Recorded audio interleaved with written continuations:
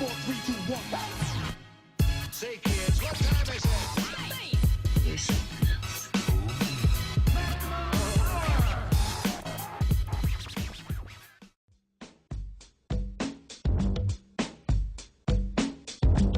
Fashion is hair.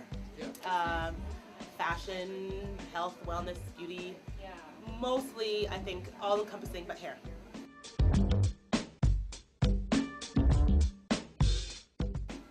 Professionally, 12 years, and probably 22 if you count the 10 years before that I was doing it. I was cutting hair for my brothers. I have 3 brothers. So I'd cut their hair. My parents let me cut their hair. Oh, it was not good. And a couple kids that lived on my street, I cut their hair like for $5. I had little mannequins, I'd cut their hair, so I was always doing it my own hair all the time. But yeah, I was doing hair for a long time, and professionally 12, overall 22, long time.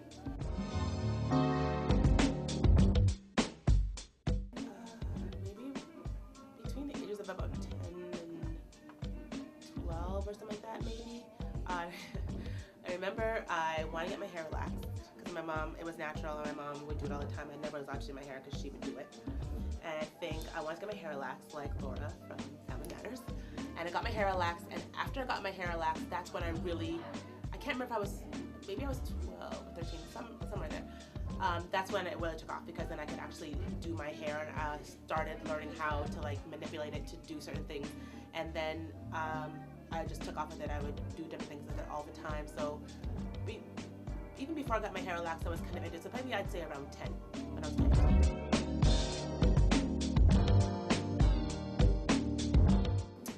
I want my life to make a difference. I feel as though I see in a given day maybe 8 to 10 people a day, 5 times a week.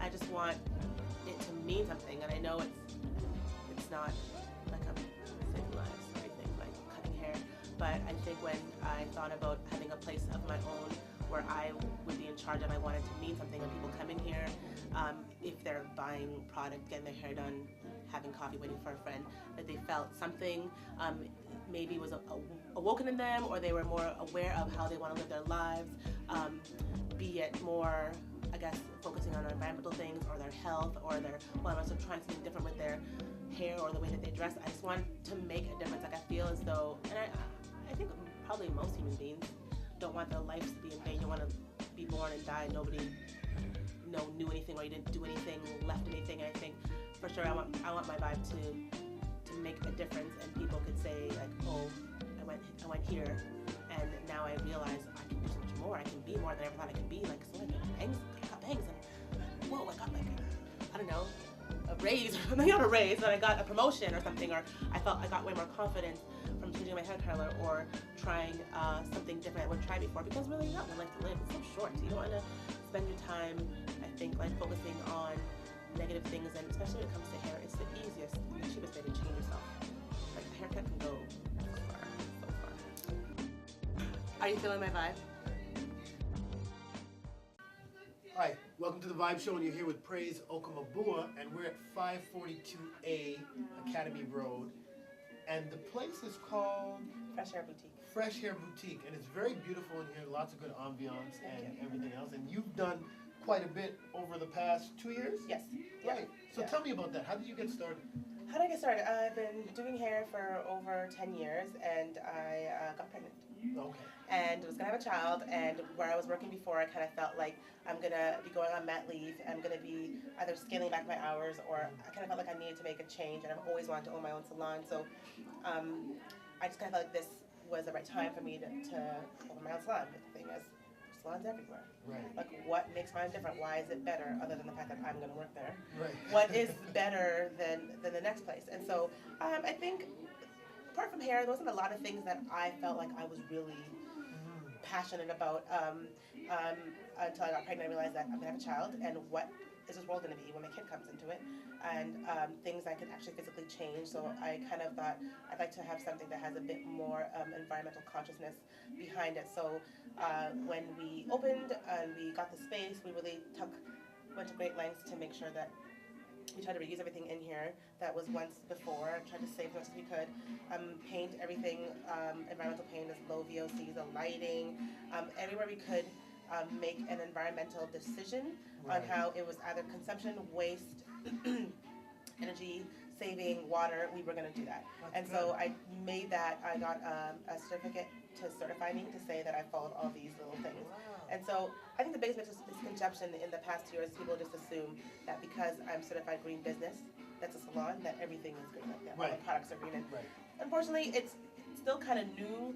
All this like environmental green, like what I even know the definition of green. Everybody's got their own definition of organic or environmental friendly. Right. But I think that since we've opened, people come in here assuming that everything we have is organic or green, and not necessarily, because we're always looking, and there's a lot of things out there that say that they're green and they're not. Right.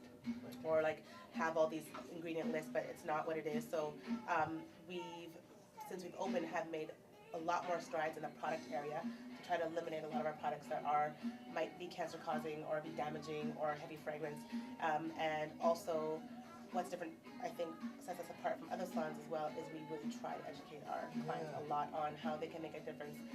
Even just choosing us, coming to choose this salon, you've made a difference already, because we've taken many steps to recycle everything. All of our equipment is like HE, and I know there's more that we can do. And eventually, my dream would be to have a building that I could have that would be like sustainable and geothermic, like so it can run off the environment and run off, I guess, wind, sun, all of that. Like that'd be my big dream. So 2 years we've been going at it, and I think there's a lot of changes we can still make, but I think we're all on the right path. So what about, you mentioned you had a baby and it was sort of that epiphany moment, right? Yeah. Okay, so business, woman, married, kid. How tough is that? Oh my gosh. I still, I think this summer, it hit me, and I was like, I am an adult on paper. Yeah. This is legitimate. Yeah. I got little people that answer to me. I have a business. I'm a wife. Who am I? How did this happen? And I think it was so fast. It all happened so fast. When I got pregnant, then I said, I'm going to do this. Right. So I started all the paperwork, and I got going on it, and then I got pregnant again. Right. And then it was kind of like, okay, well, what am I going to do? Am I going to just shut the stop, shop down and just have these babies? Right, Or am I going to just keep going? And I think a lot of people in my situation, if you're in my situation, you just do what you can. And I'm very thankful for my family support and my husband. He's really helped out, and our family really rallied around us during that time, because in 3, 4 years, a lot happened. I had 2 kids, opened a business. It's been a big change, and trying to get my degree too. So I so feel you're in school as well? Yeah. Wow. I mean, So how do you keep it all afloat? I mean, you mentioned your husband. Obviously, you have great family support. Yeah. But how do you kind of find your zen moment? Because it can be overwhelming at times. It's overwhelming. Yeah. I drive to work and back by myself 20 minutes. That's 40 minutes a day. Yeah. So I try to just kind of reflect. I talk a lot out loud to myself. Sometimes I feel like it's good to hear yourself say things sometimes, because then it's not also like affirming, but it kind of gives you, like, you said it, so I feel like I need to kind of get it done. I don't know. I think I surround myself with people that are positive, and that try to support me. And if I do need some downtime or something, that they can be there for the salon. I have a great manager she's fantastic. She takes on a lot of the stuff, because I'm still a stylist, so I stand behind the chair for most of the day, and I'm not checking emails and checking people's time off, whatever. So she's great, because I feel like when I leave here or when I come here, I feel good. I don't feel stressed about it. I think that's the key, is I kind of know the people that do certain jobs better, and let them handle that. And I can handle what I can handle. And I really take the time when I'm coming to commuting to reflect and take it all in, and try to be present, So what was the idea of, I mean, because you could easily work for somebody else and not have so much of the stress level and whatever else, but what was the reason for your own business, that entrepreneurial spirit? Otito, my first child, she was one, and I think kind of what I talked about before, about having my existence mean something, and I'm the oldest of 4, so maybe I have a little extra. I'm a little bit of an overachiever. I like to kind of get into it. I think mainly I want to leave something, and I want to be able to help people, and I want to do something that at the end of the day I can hang my hat on and be like, I know that my X amount of years on the earth have at least were fruitful in some way, I think that is why I've never necessarily say I wanted to be a teacher, because I'm not that patient. Right. But in a way, I teach every day, and I have an For sure. assistant that I Yeah. teach, and I like little things that I learned from the people who came before me and passing it on. And I feel like ultimately, I like to be in a leadership role, and I think that sometimes being in that position, I think I may function best in that position. I think Right, I'm a high functioning praise and the best functioning praise when I'm kind of given an opportunity And I to think people don't understand the level of counsel that you give too, right? Yeah. When people come in, they don't just see you, they get to know you, they trust you with their hair, there's a lot of trust there, right, Yeah. for people, and then it's an open dialogue. Yeah. You get to communicate. Yeah, with and I people. think because, like I said earlier, I see sometimes up to 10 people a day. Yeah. I'm so much more exposed to different lifestyles every Yeah, day. yeah. People, like, I could tell you, I should write a book.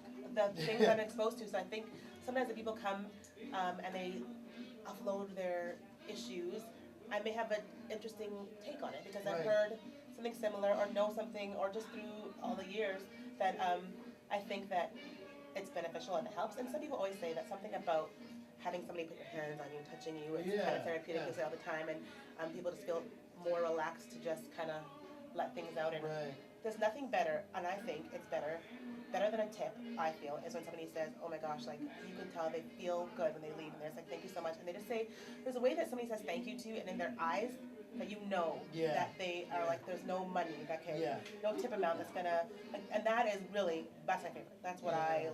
I'd like strive to get out of everyone. So let's talk about, change gears a little bit and talk about some of your products. You have products that are your own? We don't have any, Fresh Up Boutique doesn't have our own product line. We were looking into a couple things, but Right. it takes a lot of time Yeah, and for dedication sure. and get chemists and stuff like that. I just For don't sure. have the time now, but we sell shampoos and conditioners, Right. a small skincare line, so like lotions and some candles. We have a boutique where we carry jewelry and like fashionable things and Yeah, accessories, for sure. a little bit of clothes we're coming into, but in the hair part for sure, shampoos, conditioners, all kind of styling products. Natural hair now is a huge thing. It's the biggest boom. And so we're looking to maybe carry a line that we can stand behind that is going to be great for natural hair and curls, whatever. We do have a line in the States. It's called Mixed Chicks. It's really good. Cool. Yeah. People really love that, and we're the only ones that carry it in Manitoba, so we like to tweet that out. So what's the myth about men versus women that come into your salon? Is there a lot of men that come here? You know what? There's quite a bit of men, and I'll say they're not my clients because when I worked downtown, I had a lot of guys because people Right. are working, they come on their lunch, Right. they don't want to go home and come out. So when I moved here, I think a lot of the downtown clientele, I have a few that came with me, but a lot of them stayed. So I think over the years, my clientele, I'm not that male based, but we do have quite a lot of guys that come here, and some of them, they love to spend time here like a woman does. All of us, we have on Thursday nights, that's called Thirsty Thursdays, and we can have a glass of wine while you're getting your service done after 6. And so some of them like just enjoy that, and it's just like relaxing. And I feel like the myth is guys feel, or people think that guys don't like to relax in a hair salon. And you know what? Anybody. It's not even about the place. I think it's the people in the place and the ambiance of the place that makes you feel relaxed, and necessarily it being a hair salon. Right. But right. We have a decent amount of guys that come in here and they hang out and they chat with us, and it's Yeah. good. I don't know. I know that probably some guys are more comfortable in a place where maybe there's less women or Right. doesn't have some candle scents or whatever. But Right. for the most part, it's not bad. We have a decent male following. So tell me, I come in, I'm brand new, I want to get something done to my hair, man or woman, and I come in. What's the experience that you intend to bring? I want you to feel comfortable. I think from the person you meet at the door till you leave, you want everybody, I think, and my staff, I want everybody to kind of, be aware of this person. So you'll probably be greeted a few times by people, if you're new specifically. And I want you to be able to, if you come with a hair issue, I want to solve it. Right. If you come with a wish, I want to help you get there. Right. And if you just, are looking for a change of pace or just like a trim or nothing really, then I just want to have a conversation and get to know you a little bit and see kind of where you're at. I'm the type, I'll ask people a lot about their hair first, like what your regimen, what do you like to do, and how often do you do this, how do you do that, and after we kind of get through all that, if they have any goals or wishes, whatever, then we just get into like, so you lived here, are you from here? And Right. just kind of see where they're at, what they like, their interests, and then I try to like focus on that, even if that my assistant tell them a lot, like when people come in to pay, they're paying to like their time. So we want to be about them. I'm not going to talk about the weekend I had and all this stuff. I mean, we're doing it for so long now that some clients end up being like friends where you can say, oh, my weekend, it was awesome, and kind of get into that a little bit. But for the most part, they're paying us for a service, so we want to keep it always professional, but just be like the relax and the laid backness of the shop. We want people to come in and feel comfortable right away. We don't want to take away from the fact that it's still a business, and we always want to be. Customer service is very important. Our service and our skill is important. So we want you to leave feeling like, wow, I had a great time there. Maybe I'll go back. So what's the advice you have for some young up-and-comer that's coming up and wants to open their own business, first of all, but mainly in hair? What do you say to that young girl, that young boy? Girl. Yeah. Young boy. Guys, I tried it before you came. I tried to think about the things to say. You gotta know what you want. Yeah. If you don't know, then how are you supposed to know what path to lay out for yourself or plan? Right. I think a plan is not a bad idea. I never really had a plan. I think I thought I'm gonna cut hair and I'm gonna open a salon, but I never really thought between the cut hair and the open salon part. I didn't really put together those steps and how it's gonna happen. So I feel like, and I did eventually later on, but anybody young coming out, I think you have to know what you want. You gotta know yourself. I think you kind of have to have a good grasp on what you as a person are, whatever that means. You know, like I don't care if you're vegan or whatever, but who are you? What is so and so? What is Susie? What makes you you? Yeah. And then also be prepared to work hard and just grind your heels on and get ready, because you're not going to have anything worth having. It's not easy. Yeah. And if you really want something, you can't expect to just be like, oh, after working somewhere, I want to own a salon in 5 years or 3 years, whatever. And some people, it happens for some people. For most of us, it doesn't. It takes a long time. You got to build a clientele that's going to follow you to the next place. You have to build skill. And I think this new generation, sometimes they're a little impatient. They also they want instantly things to be done instantly. If it's not good, they want the next thing. They want to do the next thing. They want the next thing. And so when you start off, it's not going to be easy. You're not going to have a lot of clients. And you're going to be days where you have nothing to do but wash baseboards. Right. But you got to know that if there's a person in your salon that's working and is busy, that's whatever they're doing, you got to do that. Right. Like you pay attention to what they're doing with their clients. That's what I did. I just looked at people that were successful, and I wanted successful. I was kind of like hang around them, do some shampoos for them. Right. When they're doing haircuts, kind of hang around. Yeah. Talk about kind of learn how to be that type of stylist kind of thing. But first of all, know yourself, know what you want, and be prepared to work hard. I feel like we've had not a lot, we only went for 2 years, but we had a few systems come through that I think they thought that they wanted to work hard, and then they realized what that actually meant. Yeah. And so it never really worked out. And I mean, it's not for everyone. It's a very tough job. And I had a hair school, they told us 10% will actually leave to work in a salon, 1% will be successful, whatever that means.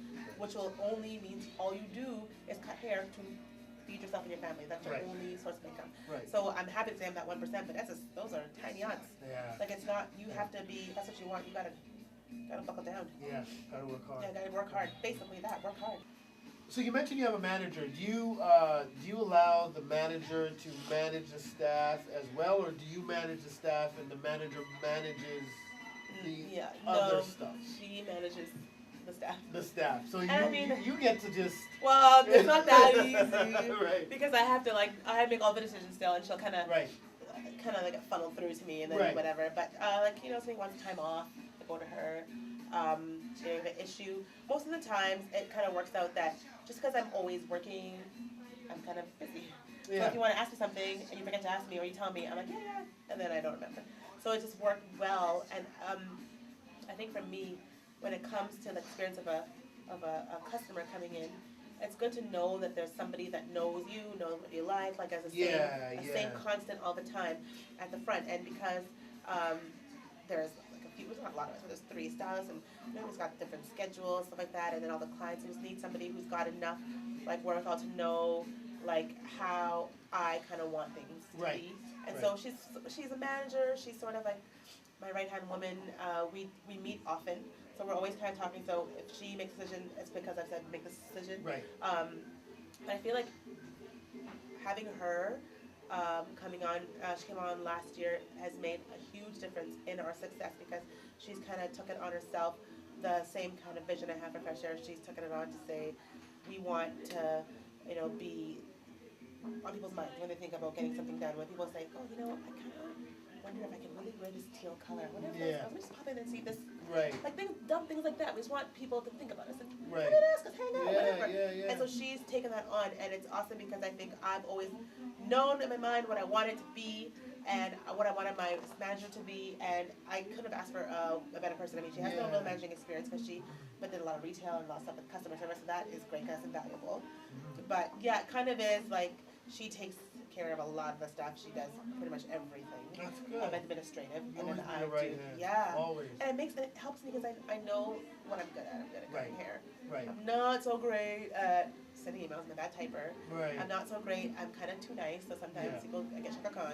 Yeah. So she's kind of like, nope. Yeah. She's kind of like, so that's good. And then we try to meet often, but it's good too because then at least the staff has somebody that's consistently there. They could say, I want this time off, or this happened, or this product's missing, and then it doesn't feel. I don't want to feel. You're my in clients. every different place. Yeah, and then I'm not doing my job well, kind of thing. And, I mean, I scaled back a little bit, so now on Tuesdays I take 2 hours off in the morning to be in the office and kind of do administrative stuff with her, touch base or whatever, and then I cut her the rest of the time. So that was difficult too, to say I'm gonna take a step away from the chair for a little bit, but you need to when you own a business, because a lot of things in business I don't even understand, so it takes time.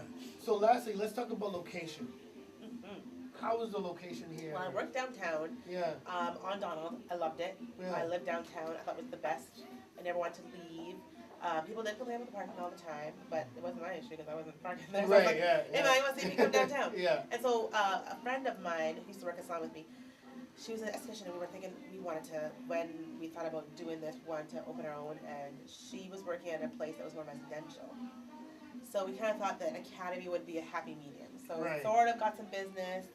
There is parking, but there's houses right there, and there's business right there. So I didn't want to be residential. I felt like I didn't want to have to go that far from my downtown clients. But I ended up realizing a lot of my clients downtown were just working downtown. They weren't even, and it's only convenient in the daytime. So now it's actually better if you live somewhere close to me, get your hair done, they come after or before, and it's just like kind of in the mix. So we drove around a lot of places, and we drove down here, and we saw this place. And I was still skeptical because I said, there's a lot of houses around here. I don't know about this. Homes everywhere. I kind of wanted to be businesses.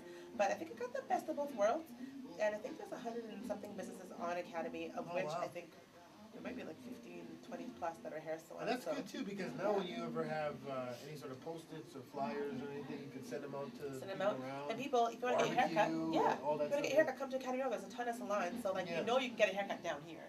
So for sure, we have walk-ins, people calling all the time, all the residential. So I think it was a great move for me in hindsight. Now at the time, I was like, that was a praise. And now it is great, and it's not as central as downtown, but it's kind of has its own little center. Like it's not got St. James right there and Polo right there, and then South right here. So and it's only about a few minutes from downtown anyway, so not too bad. The traffic, it gets a little, it's a little dodgy. Around 3 and 5, especially this area is a bit of a throwaway. So apart from that, it's location is great, and the parking is great. Coming from downtown with my clients complain about no parking, it's a nice treat for them to when I left to say, now you get parking. They're all excited. That's good. That's good. Praise, thank you. Oh, anytime. It's been a pleasure, and I really love the place. I like what you've done, and I'm so glad to know that throughout the years that we've known each other and seen each other, it's good to see that everything's keeping on and you're even going for bigger heights. I'm striving for the top. I'm on the way. That's good. Thank you so much. No, anytime. Once again, you tuned into the Vibe Show, and you're here with Praise. Say that. Okamabuwa. Praise Okamabuwa, and we're here at her salon called Fresh Air Boutique. And where is it, Praise? 5428 Academy Road. All right, so you guys come in and enjoy. Take a look. It's great. There's great products. There's even a greater spirit. Really good vibe in here, and I really appreciate the time. Thanks again, Praise.